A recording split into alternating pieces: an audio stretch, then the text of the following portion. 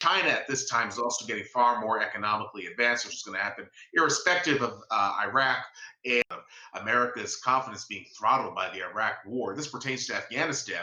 But look what the U.S. just did. It signed over control of Afghanistan to the Taliban. And that was the country it went to Afghanistan before it went to Iraq to defeat. And now the U.S. government's totally cool with the Taliban running things. So that pretty much is the that event is the encapsulation of the sort of self-defeatist attitude that a lot of Americans have about the country, and it's not a bad attitude to have because it is grounded in historical fact.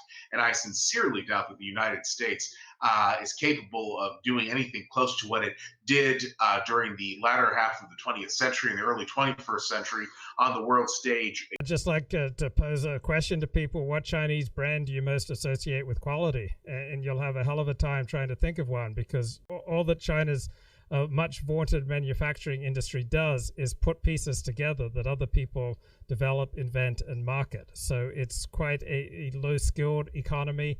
High school isn't even free in China. Many Chinese don't have access to high school due to rampant pollution problems in air and water, and other malnutrition and other issues. 1/3 of Chinese kids under 18 have an IQ below 90.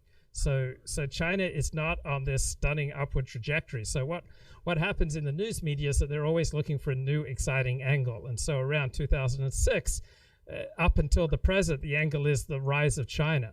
And it's largely based on a delusion. So as each year goes by, the gap between China and the United States in absolute power widens. It's not like China's getting more powerful and it's on a trajectory to overcome the United States.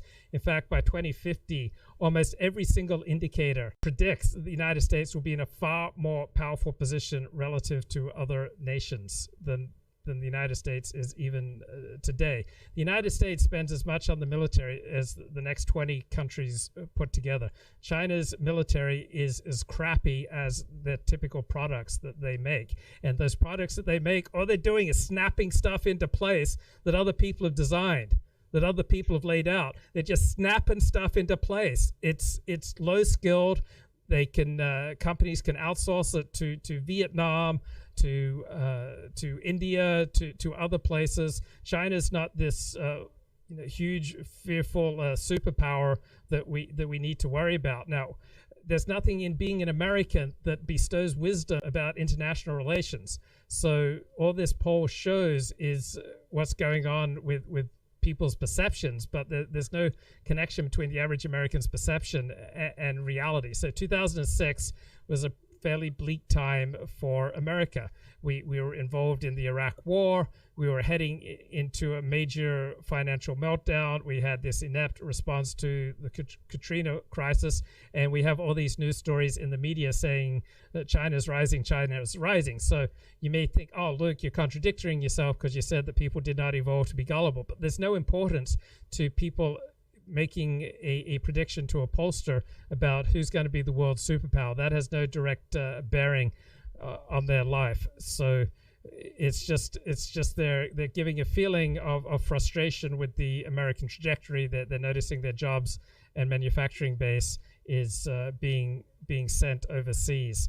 But I don't think there is much deeper significance than that. And I predict with every year that goes by, for at least the next 50 years, America will be far more powerful relative to other nations, including China, than it is today. If people want to read the book on this topic, the book is titled Unrivaled: Why America Will Remain the World's Superpower by an academic with the name Michael Beckley. Pass. Okay. Just a reminder, if you have any reasonable, responsible questions or comments for Luke and I, please do drop them in the live chat, and we will get to them before we vacate the premises, so to speak.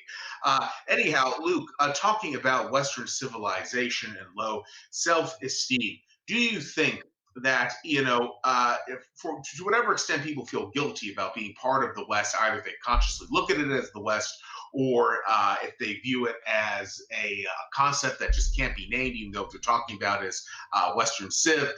Do you think there's any way of sort of making people feel better about things? I know you don't believe it boils down necessarily to the average Jack or Jill, but do you think that there can be sort of like a Western positive movement, perhaps coming out of, I guess the only place to come out of is the American right, but I don't think that the American right, generally speaking, is a very serious thing. So I don't see it as an intellectually serious thing. I'll put it that way. Do you have anything to say about that, Luke?